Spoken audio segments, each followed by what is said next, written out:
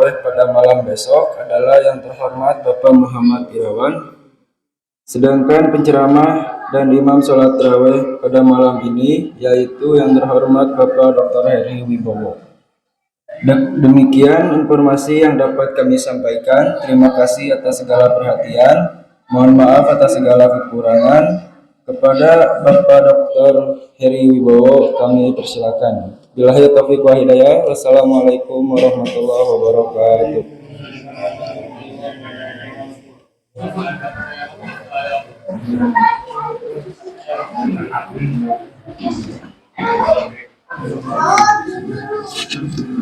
Ya, bismillahirrahmanirrahim.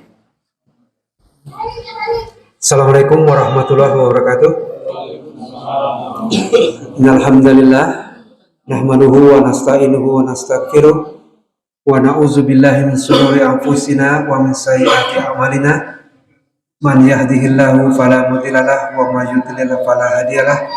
Wa sallallahu la ilaha illallah wahdahu la syarikalah wa sallallahu Muhammadan abduhu wa rasuluh.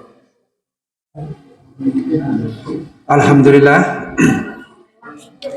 pada malam hari ini walaupun hujan kita masih diberikan kesempatan, umur ya, masih diberikan kesehatan untuk bisa menempuh perjalanan ibadah kita di bulan Ramadan. Tentunya ini adalah hal yang harus sangat kita syukuri karena belum tentu semuanya bisa mendapatkannya. Tema pada malam hari ini simpel saja barangkali, yaitu Ramadan dan kesehatan mental. Masih dalam payung yaitu prinsip fondasi Islam. Kita ketahui bahwa Islam sudah merupakan ajaran yang sangat lengkap diberikan kepada manusia, ya.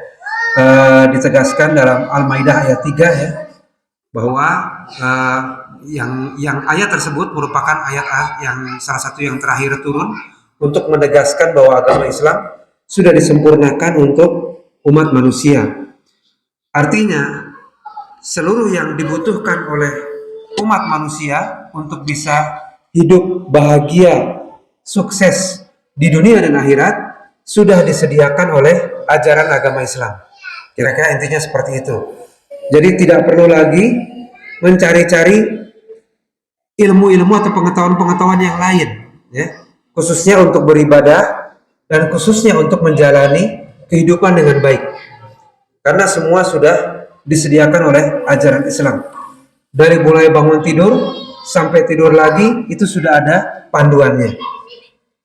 Hari ini kita mendengar banyak isu tentang ODGJ, nah misalnya gitu ya, orang dengan gangguan jiwa, atau bahasa kerennya mental health, nah, kesehatan mental. Jadi banyak orang yang sekarang mulai merasakan bahwa penyakit bukan hanya penyakit di badan saja, namun penyakit di mentalnya. Ternyata para ilmuwan barat baru mendapatkan ini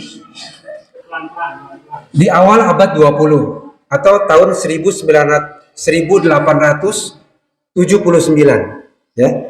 Artinya orang-orang barat sendiri yang hari ini banyak kita berkiblat ke barat, banyak kita mengagungkan ilmu dari barat gitu ya, baru menemukan urusan kesehatan mental ini di akhir tahun 1800-an. Artinya baru. Sedangkan ilmuwan muslim atau bahkan dari zaman Rasulullah SAW itu umat Islam sudah diingatkan tentang pentingnya mental ini, tentang bahwa di dalam tubuh kita bukan hanya badan saja, ya, bukan hanya sifatnya fisik saja, tapi ada sesuatu yang lainnya. Nah ini baru disadari oleh orang-orang Barat tahun 1800-an tadi, begitu ya, dengan ditemukannya laboratorium psikologi yang pertama di Jerman, di Leipzig, Jerman. Nah Islam dari dulu sudah mengajarkannya dan mengingatkannya. Ya ayat Tuhan nafsul mutmainnah. Nah, maaf ya. Di situ sudah dijelaskan bahwa kita dipanggil dengan jiwa-jiwa yang tenang. Artinya kita dipanggil bukan dengan badan kita, tapi ruh kita yang dipanggil, ya. Karena badan kita umurnya hanya sampai habis masa kita di dunia.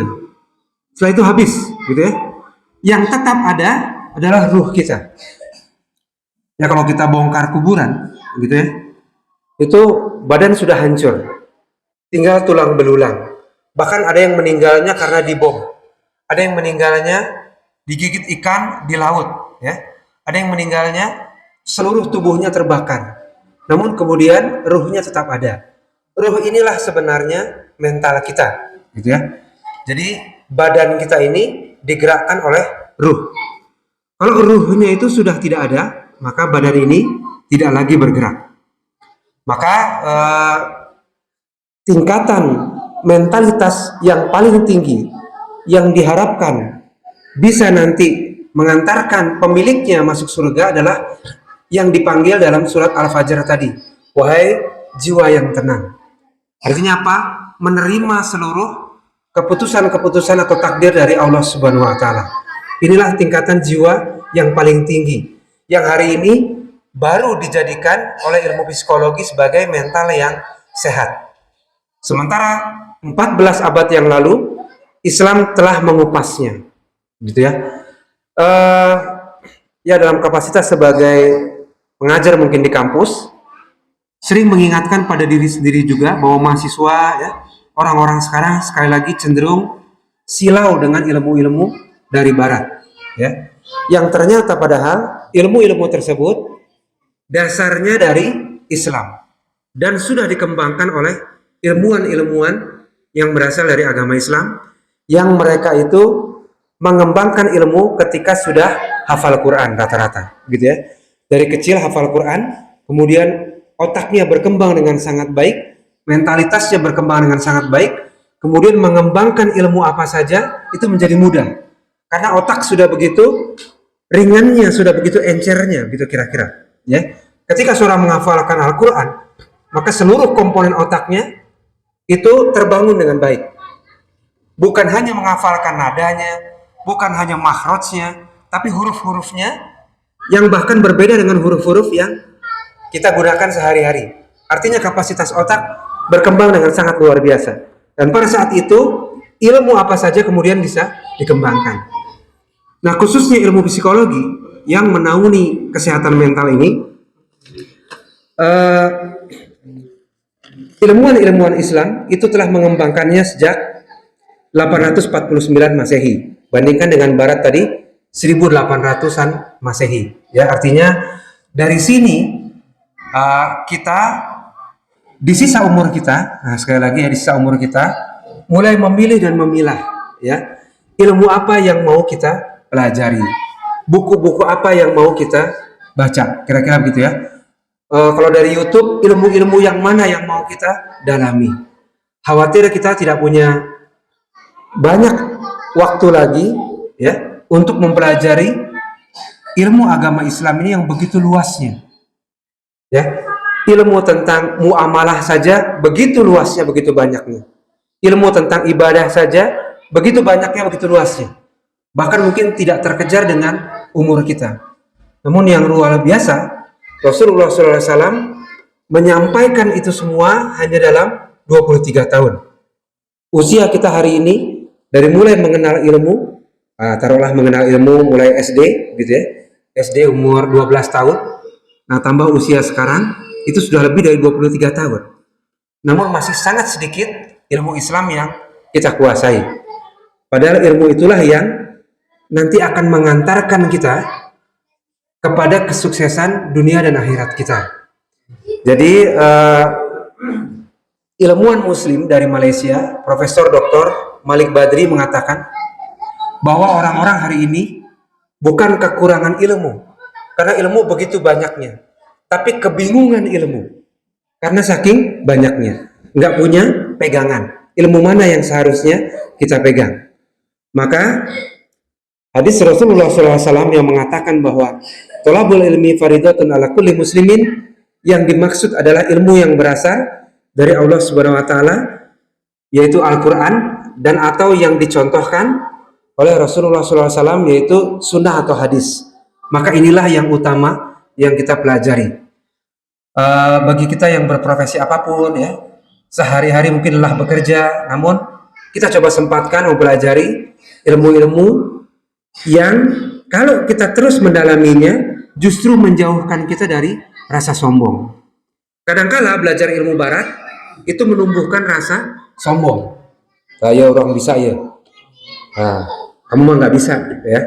Merasa sombong dengan ilmu barat. Tapi ketika kita belajar ilmu agama, semakin berisi, semakin merunduk, semakin tawadu, semakin menghayati betapa luasnya ilmu yang Allah Subhanahu wa taala telah sediakan bagi kita, khususnya umat Islam. Untuk apa? Untuk kita bisa sukses hidup di dunia dan akhirat. Sekali lagi, seluruh ilmu yang dibutuhkan untuk kita sukses hidup di dunia, bahkan tadi punya jiwa yang tenang, punya mental yang sehat, jauh dari gangguan jiwa atau neurosis bahasanya sekarang, jauh dari penyakit jiwa atau psikosis bahasanya sekarang, itu sudah disediakan dalam Islam. Gitu ya. Orang-orang barat sekarang baru mulai mencari. Mereka jabatannya tinggi, uangnya banyak, tapi stresnya juga tinggi, galaunya juga tinggi. Maka mereka mulai mencari ilmu apa sebenarnya yang menyampaikan mereka pada nafsul mutmainnah tadi, jiwa yang tenang, jiwa yang ridho, jiwa yang qanaah dan lain-lain. Semakin sukses, semakin tinggi jabatan, justru hari ini orang semakin stres, ya.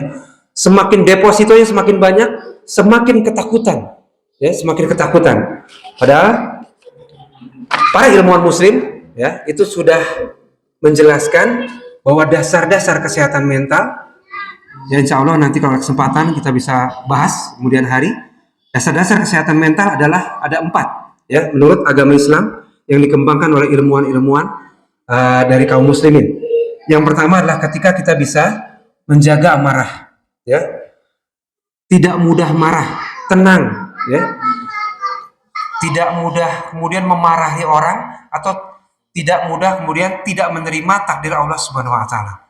Maka mudahnya marah seorang individu atau manusia itu akan mengantarkan pada gangguan mental yang berkelanjutan. Nah, itu. Ya. Jadi kita tenang saja, sabar, kan begitu ya. Tenang, sabar ya, karena amarah ini akan mengantarkan pada gangguan jiwa nantinya. Yang kedua adalah kesedihan dan depresi yang mendalam, atau al-huzn wa al-faza. Al-huzn wal al-jaza, yaitu kesedihan dan depresi yang mendalam. Nah, ketika kita tidak memahami Islam secara sepenuhnya, maka orang mudah sedih berkepanjangan ketika kehilangan sesuatu, ya. Bendanya hilang, uangnya hilang dan lain-lain, itu sedih berkepanjangan. Atau rencananya gagal, sedih berkepanjangan. Apa yang sudah ingin dilakukan tiba-tiba tidak berhasil, sedih berkepanjangan. Padahal dalam Islam kita semua sudah tahu bahwa manusia tugasnya berusaha, Allah lah yang menentukan, ya. Artinya ada qada dan qadar yang Allah yang menentukan yang terbaik buat kita. Maka seyogianya seorang muslim itu tidak mudah sedih berkepanjangan. Bahkan ketika kehilangan orang-orang atau benda-benda yang kita sangat cintai, karena kita meyakini innalillahi wa inna ilaihi rajiun. Semua akan kembali pada Allah Subhanahu wa taala. Mereka yang kurang paham ini akan mudah sedih berkepanjangan. Tiba-tiba pekerjaannya hilang, jabatannya hilang, ya. Partainya hilang, kelompoknya hilang dan lain-lain. Ini sedih yang berkepanjangan akan mengantarkan pada gangguan-gangguan mental yang lebih dalam. Yang ketiga, ketakutan dan panik, atau al-khauf wa al-faza. Ketakutan dan panik yang berlebihan. Ini akan mengantarkan orang pada neurosis, ya, gangguan jiwa yang mendalam. Terlalu takut akan hal-hal yang belum terjadi, ya. Oh, nanti kalau gini gimana ya? Oh, nanti ada pencuri. Oh, nanti saya jabatannya hilang. Oh, nanti saya diketawain orang. Oh, nanti dan lain-lain dan lain-lain dan lain-lain, ya. Padahal semua yang terjadi itu atas pengetahuan Allah dan atas izin dari Allah Subhanahu wa taala. Maka ketika kita keluar rumah, kita berdoa, bismillahi tawakkaltu 'ala Allah la haula wala quwata. Jadi artinya semua yang terjadi ketika kita keluar rumah, kita serahkan kepada Allah Subhanahu wa taala. Penyakit terlalu takut, terlalu panik berlebihan, ya. Nanti gimana nih? Nanti kecelakaan. Oh, nanti keserempet, nanti dirampok dan lain-lain. Ini akan menimbulkan gangguan jiwa yang mendalam. Padahal begitu keluar rumah, kita semua sudah serahkan kepada Allah Subhanahu wa taala. Yang terakhir, nah dalam dunia barat kita kenal dengan nama obsesif kompulsif, ya, ODC, obsesif kompulsif, atau bisikan-bisikan atau suara-suara dalam otak kita yang negatif, ya. Kamu mah dianggap kecil sama orang lain, gitu ya. Kamu mah pasti kalah sama orang lain. Kamu mah gak ada apa-apanya dan lain-lain. Ini bisikan-bisikan yang terus-menerus menghantui kepala kita, yang menyebabkan kita stres sendiri, depresi sendiri, ya. Orang lain sukses semua, kamu mah paling gagal, ya. Kalau anak muda, orang lain terkasep sadayana, kamu paling nah gitu, ya. Itu bisikan-bisikan negatif, ya. Padahal dalam Islam kita diajarkan untuk mengisi pikiran kita dengan zikir, ya. Sehingga tidak sempat pikiran-pikiran negatif itu tumbuh dan berkembang, ya. Sehingga kita akan terhindar dari penyakit-penyakit mental tadi dan menuju jiwa yang diridhoi oleh Allah, yaitu jiwa yang nafsul mutmainah, jiwa yang tenang, jiwa yang ridho menerima seluruh pemberian dari Allah Subhanahu wa taala.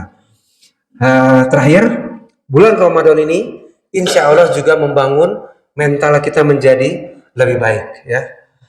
Insya Allah kita belajar sabar, ya, di bulan Ramadan ini. Ingat, sabar tadi, ketidaksabaran, ya, jalan masuk menuju gangguan jiwa, ya. Maka Ramadan dihadirkan untuk kita melatih kesabaran kita, melatih pikiran-pikiran positif kita, melatih kita agar tidak sedih dan depresi berkepanjangan, ya.